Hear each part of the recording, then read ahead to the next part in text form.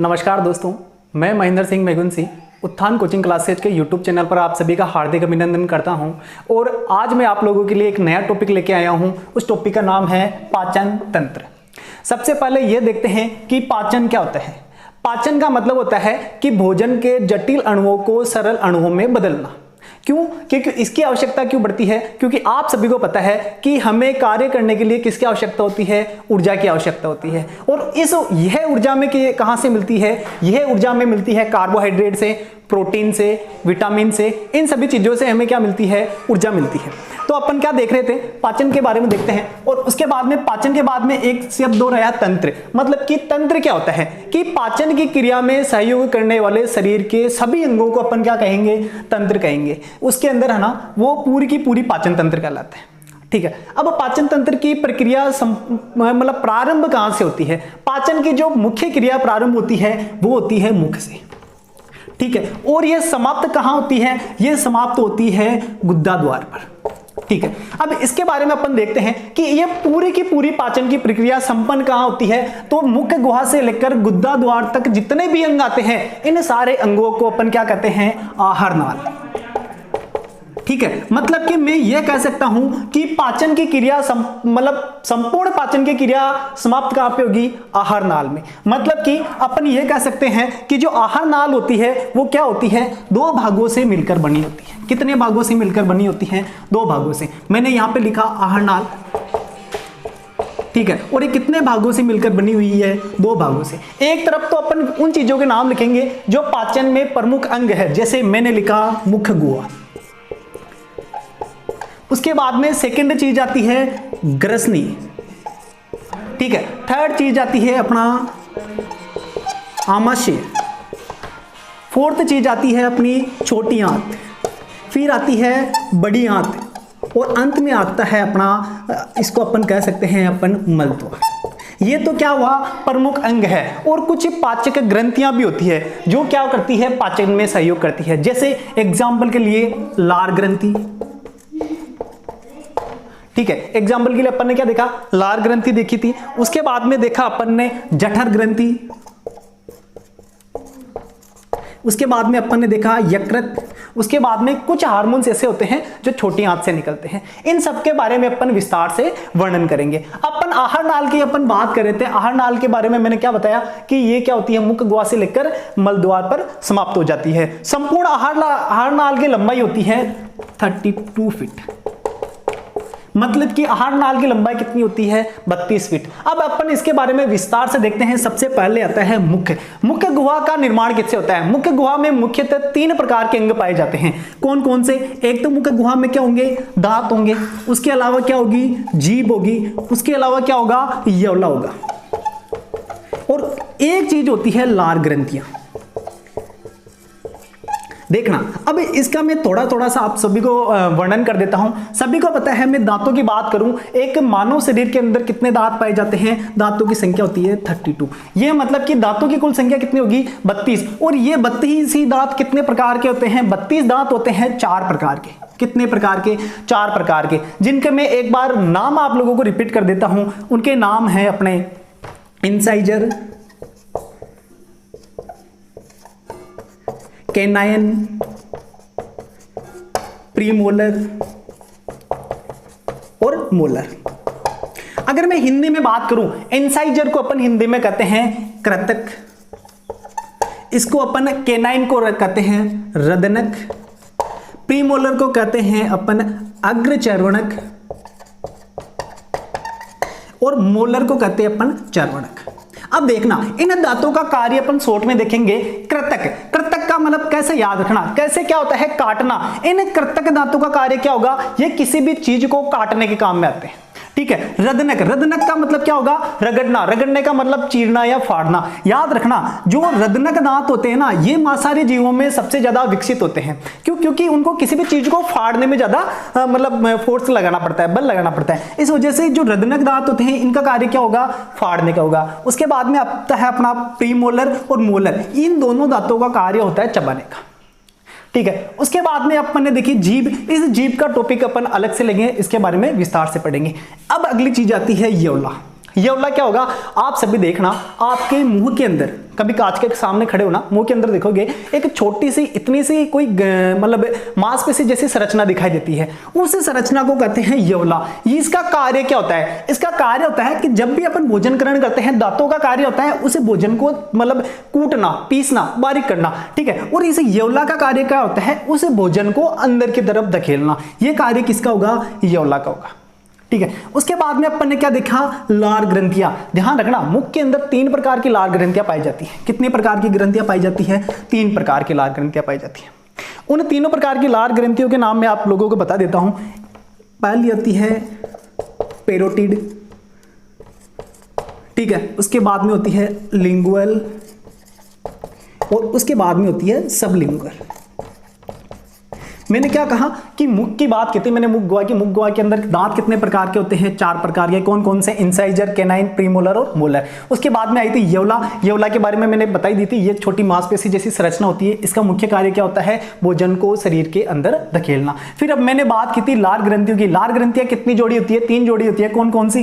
Parotid होती है, lingual होती है और सबलिंगुअल होती है। अब अगर आपको लार ग्रंथि में से कोई क्वेश्चन बनता है तो वो ये पूछता है कि सबसे बड़ी लार ग्रंथि का नाम बताओ। ध्यान रखना, पेरोटिड ही एक ऐसी लार ग्रंथि है जो सबसे बड़ी लार ग्रंथि होती है। याद रख, जो सांप होता है, जहरीले सांप, जो सांप होता है ना, उसके अंदर जहर भी इसी पेरोटिड लार ग्रंथि की वजह से होता है। अगर ये पेरोटिड लार ग्रंथि नहीं हो तो सांप विष नहीं होता है, क्योंकि सांप का जो समस्त जहर पाया जाता है वो किसमें पाया जाता है? पेरोटिड लार ग्रंथि के अंदर पाया जाता है। मुख गुहा अपना कंप्लीट हो गया था। उसके बाद में अपन देख रहे थे ग्रसनी। ग्रसनी क्या होती है? ग्रसनी एक उपनिष्ठ मार्ग होती है। किस किस का उपनिष्ठ मार्ग होती है? ग्रसनी है ना, ये एक तो वायु का और प्लस भोजन नली का। ये क्या होती है? वायु और भोजन का दोनों का उपनिष्ठ मार्ग होती है ग्रास नली। इस ग्रस नली की जो संरचना होती है उसके ऊपर एक ढक्कन पाया जाता है। उस ढक्कन को अपन कहते हैं घाटी या एपिग्लोटिस। इसका मुख्य कार्य क्या होता है? घाटी या एपिग्लोटिस होता है। इसका मुख्य कार्य क्या होता है?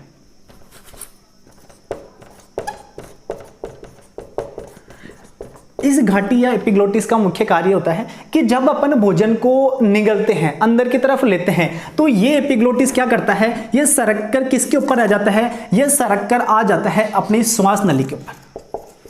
यह श्वास नली को पूरी तरह से ढक लेता है, जिसकी वजह से क्या हो कि भोजन की कोई भी कण श्वास नली में प्रवेश नहीं करे। आप लोगों ने बहुत सारी बार देखा होगा कि जब अपन भोजन ग्रहण करते हैं तो अपने को खांसी आ जाती है। उसकी वजह क्या होते हैं कि अपन जल्दी जल्दी खाना खाते हैं और उस खाने में से कुछ भोजन के जो टुकड़े होते हैं वो गलती से अपनी श्वास नाल में प्रवेश कर जाते हैं, जिसको बाहर निकालने के लिए फेफड़े अंदर से जोर लगाते हैं ताकि वो सारा का सारा जो भोजन का कोई कण हो वो बाहर की तरफ निकल जाए। तो याद रखना, एपिग्लोटिस क्या करता है? श्वास नाल को ढक लेता है। पाया कहां जाता है? ग्रसनी के ऊपर पाया जाता है। उसके बाद में एक छोटी सी चीज और आती है यहां पर, उसका नाम है ग्रास नाल।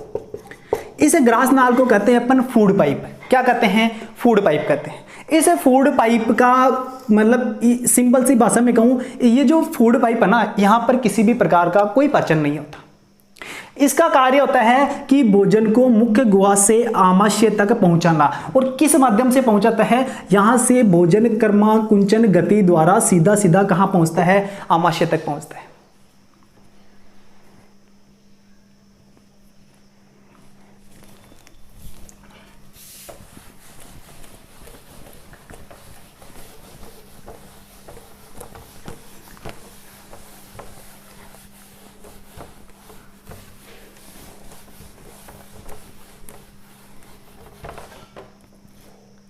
ठीक,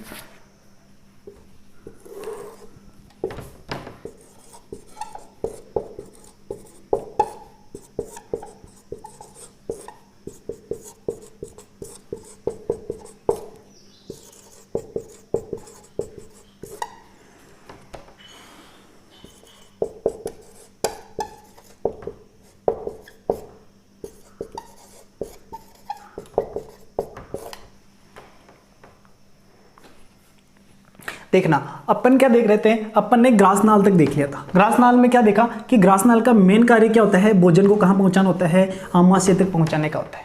ठीक है, अब अपन क्या देख रहे थे? आमाशय की बात करूं, जैसे अपन एक जो मानव संरचना होती है पाचन तंत्र की, वो कुछ ऐसी होती है।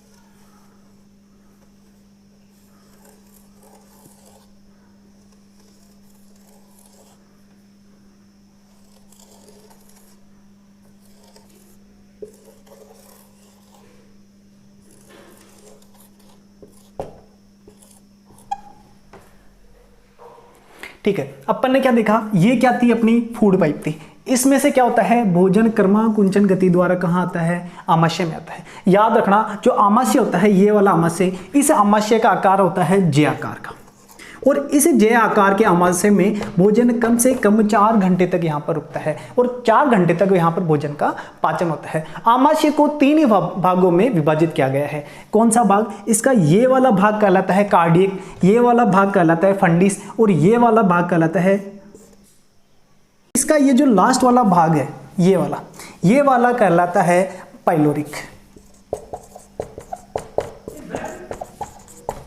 ये वाला भाग क्या कहलाता है, पाइलोरिक। अगर मैं बात करूं आमाशय के कार्डिक भाग की, आमाशय के कार्डिक भाग के अंदर ऑक्सियोनिक कोशिका पाई जाती है, और ये ऑक्सियोनिक कोशिका क्या करती है, HCl का स्त्राव करती है। इस HCl की फुल फॉर्म होती है हाइड्रोक्लोरिक अम्ल, और ये क्या करता है, ये भोजन को अम्लीय रूप प्रदान करता है। HCl का एक कार्य तो क्या हुआ, भोजन को अम्लीय रूप प्रदान करना। सेकेंड कार्य ये होता है कि ये जो भोजन के साथ कुछ जीवाणु जो लाइसोसोम के द्वारा नष्ट नहीं हुए थे, वो क्या करते हैं, सीधा पेट में प्रवेश कर जाते हैं। तो HCl क्या करता है, उन जीवाणुओं को नष्ट करने का कार्य करता है। कौन करता है, HCl। अगर मान लो पेट के अंदर HCl की अधिकता हो जाती है तो क्या होता है, व्यक्ति एसिडिटी का शिकार हो जाता है, उसको खट्टी खट्टी डकारें आने लग जाती है। और जब HCl का अधिकता हो जाती है, उसका जो आमाशय का जो सेकेंड वाला भाग था, उसको अपन क्या कहते हैं, फंडिस। इस फंडिस भाग का जो मेन कार्य होता है, ये क्या करता है, ये भोजन को यहाँ पर रोके रखता है। और आमाशय का थर्ड भाग, जिसको अपन क्या कहते हैं, पाइलोरिक। इस पाइलोरिक भाग में क्या होता है, जठर ग्रंथियां पाई जाती है। कौन सी ग्रंथियां, जठर ग्रंथियां। और इन जठर ग्रंथियों से क्या होता है, जठर रस निकलता है। कौन सा रस, जठर रस। ठीक है, और जठर रस कितने प्रकार का होता है, जठर रस मुख्यतः 2 प्रकार का होता है। एक तो कौन होता है, एक तो होता है रेनिन, और एक होता है पेप्सिन। ठीक है, इन दोनों के मैं आपको कार्य बता देता हूं। जो रेनिन होता है, रेनिन क्या करता है, दूध का पाचन करता है। दूध का पाचन कौन करता है, रेनिन करता है। और पेप्सिन क्या करता है, पैसे प्रोटीन। ये पेप्सिन क्या करता है, प्रोटीन का पाचन करता है। देखना, अगर मैं बात करूं रेनिन की, आप लोगों ने देखा होगा कि रेनिन का मुख्य कार्य क्या होता है, दूध का पाचन। मतलब कि ये दूध को किस में कन्वर्ट कर देता है, ये दूध को दही में बदल देता है। जो छोटे बच्चे होते हैं, आप लोगों ने देखा होगा कि जब छोटा बच्चा माँ का दूध ग्रहण करता है और जब वो उल्टी करता है तो उल्टी में दूध नहीं, दही निकलता है। क्यों, क्योंकि जो रेनिन ने क्या किया, उस दूध को दही में बदल दिया। अब क्वेश्चन को बहुत सारी बार घुमा फिरा के बन जाता है कि रेनिन किसका पाचन करता है, वहां पे दूध नहीं देके एक विशेष प्रोटीन का नाम दे दिया जाता है, और उस प्रोटीन को कहते हैं केसिन। मतलब कि मेन कार्य क्या हुआ, रेनिन का मुख्य कार्य क्या होता है, केसिन का पाचन करना। अपन ने आमाशय के बारे में आराम से फुल देख लिया था। आमाशय क्या होता है, आमाशय को 3 भागों में विभाजित किया, कार्डिक, फंडिस और पाइलोरिक। ठीक है, कार्डिक में क्या होता है, ऑक्सियोनिक कोशिका होती है। ऑक्सियोनिक कोशिका क्या करती है, HCl का स्त्राव करती है। HCl क्या करता है, भोजन को अम्लीय माध्यम प्रदान करता है, और भोजन को अम्लीय माध्यम के साथ साथ क्या करता है, इसके अंदर अगर कुछ बैक्टीरिया होते हैं तो उनको भी नष्ट करने का कार्य करते हैं। फंडिस भाग क्या करता है, भोजन को रोके रखता है। और पाइलोरिक भाग में क्या पाई जाती है, जठर ग्रंथियां पाई जाती है। जठर ग्रंथियों से क्या निकलता है, जठर रस। और जठर रस कौन कौन से होते हैं, रेनिन और पेप्सिन। ये 2 मुख्यतः जठर रस होते हैं। ठीक है, और रेनिन क्या करता है, रेनिन आप लोगों को मैंने बता ही दिया, केसिन का पाचन करता है, और पेप्सिन क्या करता है, प्रोटीन का पाचन करता है। उसके बाद में भोजन कहां प्रवेश करेगा, उसके बाद में भोजन प्रवेश करता है छोटी आंत में। देखना, अब क्या होता है, छोटी आंत के बारे में आप सभी को पता है। छोटी आंत की संरचना कैसी होती है, छोटी आंत की संरचना कुछ ऐसी होती है।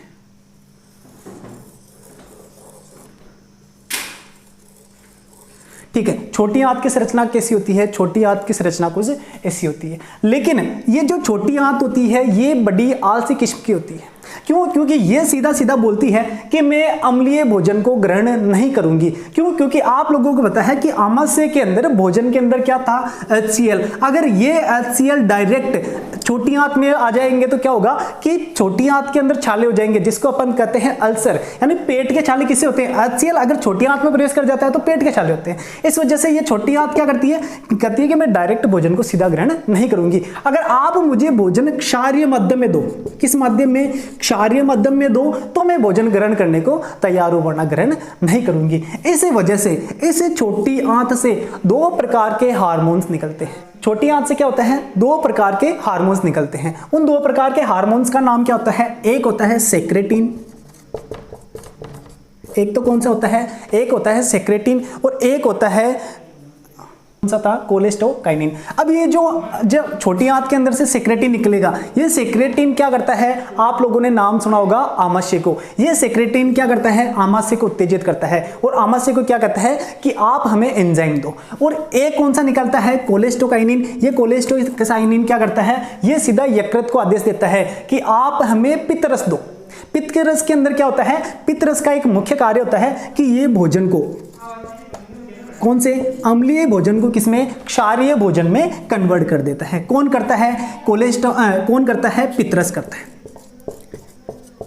पित्तरस निकलता कहां से है, पित्तरस कहां से निकलता है, यकृत से। कब निकलता है कि जब छोटी आंत के अंदर से कोलेस्टोकाइनिन नामक एक हार्मोन निकलता है जो किसको उत्तेजित करता है, यकृत को। इस कारण से क्या होता है, पित्तरस का स्त्राव होता है और इस पित्तरस के कारण क्या होता है, अम्लीय भोजन किसमें बदल जाता है, क्षारीय भोजन में।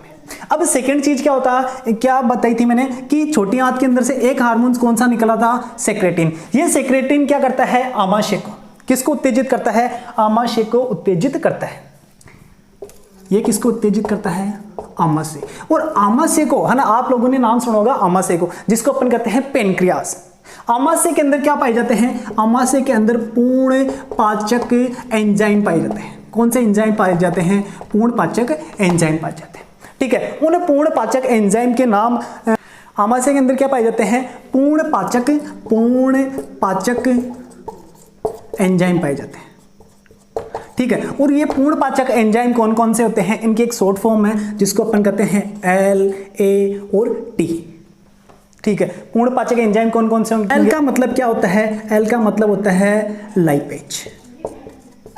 L का मतलब क्या होगा, लाइपेज। और लाइपेज क्या करता है, वसा या लिपिड का पाचन करता है, वसा या लिपिड का पाचन करता है। उसके बाद में A या मैंने यहां पे लिखा, A का मतलब क्या होगा, एमाइलेज। एमाइलेज क्या होगा, एमाइलेज स्टार्च का पाचन करता है। क्योंकि मैंने आप लोगों को बताया था कि मुंह के अंदर कितने प्रतिशत स्टार्च का पाचन होता है, 30%। बाकी की जितनी भी स्टार्च होती है उस सभी का पाचन कहाँ होगा, छोटी आंत में होगा। कौन करेगा, एमाइलेज करेगा। और एक आता है अपना टी का मतलब क्या होता है, ट्रिप्सिन। टी का मतलब क्या होगा, ट्रिप्सिन। और ये ट्रिप्सिन क्या करता है, ट्रिप्सिन ये है ना, ये जो ट्रिप्सिन होता है, ये ट्रिप्सिन क्या करता है, ट्रिप्सिन पेप्टोन को किसमें बदलता है, पेप्टाइड में बदलता है।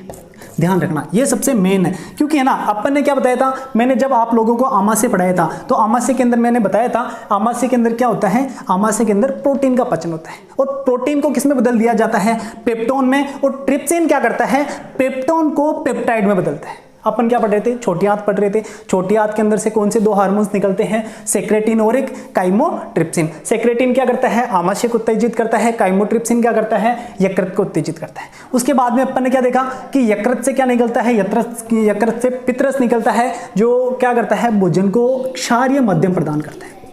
और सेकेंड चीज अपन ने क्या देखी थी, सेकेंड चीज देखी थी कि आमाशय से क्या निकलते हैं, आमाशय से पूर्ण पाचक एंजाइम निकलते हैं जिनको अपन कहते हैं LAT। L का मतलब क्या होगा, लाइपेज। A का मतलब एमाइलेज और T का मतलब ट्रिप्सिन। लाइपेज क्या करेगा, वसा या लिपिड का पाचन करेगा। एमाइलेज क्या करेगा, स्टार्च का पाचन करेगा। और ट्रिप्सिन क्या करेगा, पेप्टोन को पेप्टाइड में बदलेगा। अब मैंने क्या बताया था कि जो छोटी आंत की संरचना कैसी होती है, छोटी आंत की संरचना कुछ ऐसी होती है।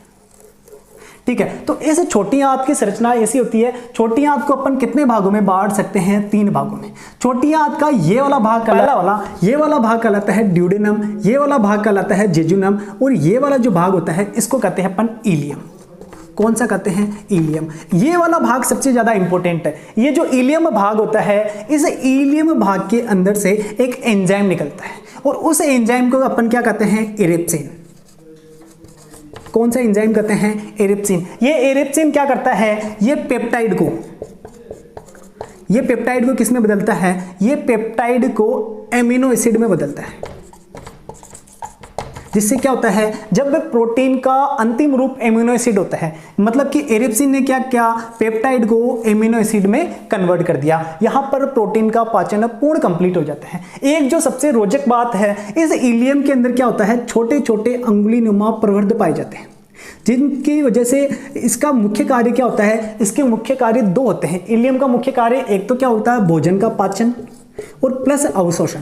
मतलब कि सिंपल सी बात आती है कि एक क्वेश्चन यहां से भी बनता है कि छोटी आंत का ऐसा कौन सा भाग है जो पाचन के साथ साथ अवशोषण का भी कार्य करता है, तो कौन सा आता है, इलियम। इलियम क्या करता है, भोजन के पाचन के साथ साथ अवशोषण का काम भी करता है, ठीक है। और उसके बाद में अपन ने देखे थे, छोटी आंत तक पढ़ लिया था। उसके बाद में अपने क्या, उसके बाद में अपनी आती है बड़ी आंत। बड़ी आंत के अंदर भोजन पाचन का कोई कार्य नहीं होता। यहां पर उसका मुख्य कार्य होता है कि बस ये क्या करती है, भोजन का अवशोषण करती है।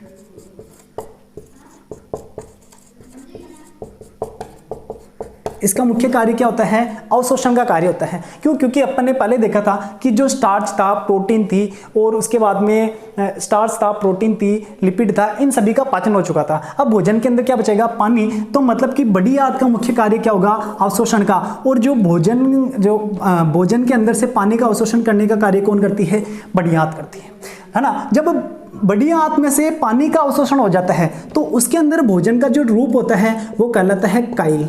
कौन सा रूप कहलाता है, काइल। और काइल के बाद में क्या होता है, इस बड़ी आंत में से जितना भी अपशिष्ट पदार्थ जो बचता है वो क्या होता है, सीधा का सीधा मल द्वार में प्रवेश कर जाता है और उसके बाद में इसको अपने शरीर से बाहर निकाल दिया जाता है। इस प्रकार अपने शरीर के अंदर संपूर्ण पाचन की क्रिया होती है। तो आज अपन ने भोजन के पाचन के बारे में देखा था। अगर आप सभी को वीडियो अच्छा लगा हो तो प्लीज़ लाइक कीजिए, सब्सक्राइब कीजिए और शेयर कीजिए। जय हिंद, धन्यवाद, जय भारत।